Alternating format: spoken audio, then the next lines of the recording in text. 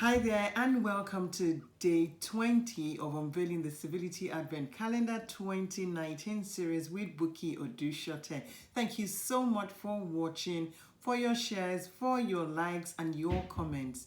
It's been an awesome experience for the past 20 days, and I really do appreciate you and your time that has been given to watching the video. And of course, your likes and shares is all appreciated. So yes, day 20, for the benefit of those who are just joining us for the very first time, I did mention when I started this series that the nuggets this year will be taken from a book by Dr. M Forni called Choosing Civility.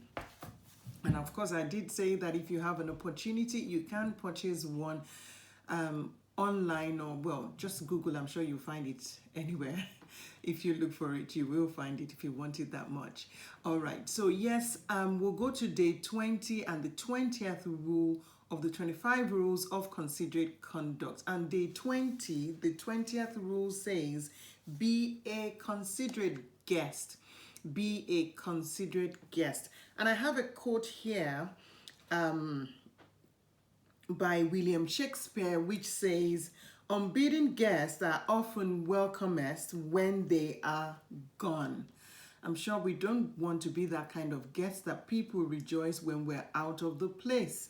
All right, and so Dr. Forni did point out a couple of things that we need to always remember as guests. First of all, he mentioned about our arrival time when we're invited over, to ensure we arrive on time, and please don't overstay your welcome. Is very important. He also mentioned that if you're a guest at an event, don't try soliciting, or even without soliciting, to take someone, an additional person, without the consent of the person who invited you. He also did mention that even soliciting is not particularly good, and it says a lot, not to you directly, but you're putting unnecessary pressure on your friend or colleague or whoever it is that invited you to the event. So he did mention that try to stay away from doing that. If you've been invited as a couple, then go as a couple. If you've been invited with a friend, then do that. Don't ask whether you can bring your children, because of course, if children were allowed, they would have told you. So when you're doing that, what you said you're doing is you're trying to force their hand to do something they might not feel comfortable with, or maybe in the long run they would say yes, but of course they're not particularly too happy about it, and it's also not fair on the other guests who have been disciplined enough to turn down the event, the invitation, because of course they know that they have issues with attending the event. All right, he also mentioned the importance of being a guest at someone's home. He talked about how you need to make being a guest in someone's home really easy for whoever it is that is hosting you. You need to ensure that your host is not regretting that they had you come to stay over. You need to keep your noise down. Excuse me. You need to make sure that you're not that kind of guest who is intrusive and going through people's stuff even when they leave it in the room they've given you. So he said, well, you can turn on the TV, but don't check out the CDs. It's not anything to do with you, so don't go beyond your boundaries.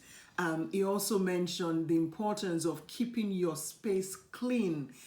When you do that, is very important, and it shows your guests, or your host, I beg your pardon, that you do respect them and you appreciate their inviting you over. He did mention as well that no matter what your experience is, always be grateful, at least for the fact that your host has gone all the way to make you, to accommodate you at their place. Be grateful.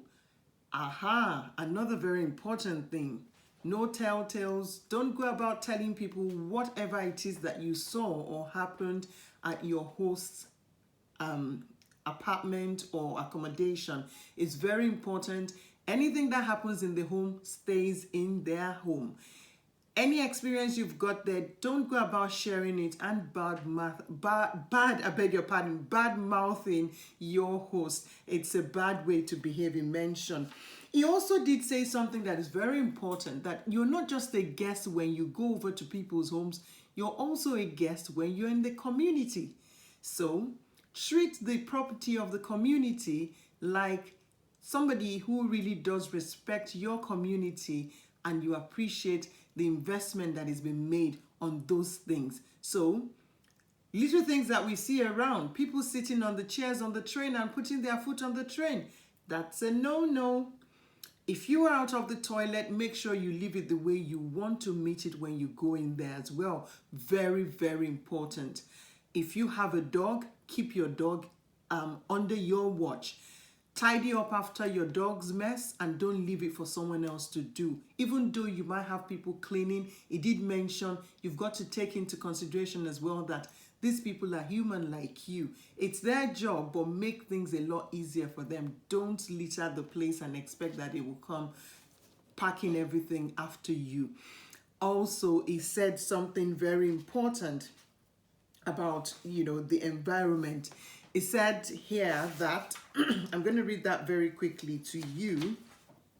It said, your guiding principle is that you want to leave someone else's space as undisturbed as possible.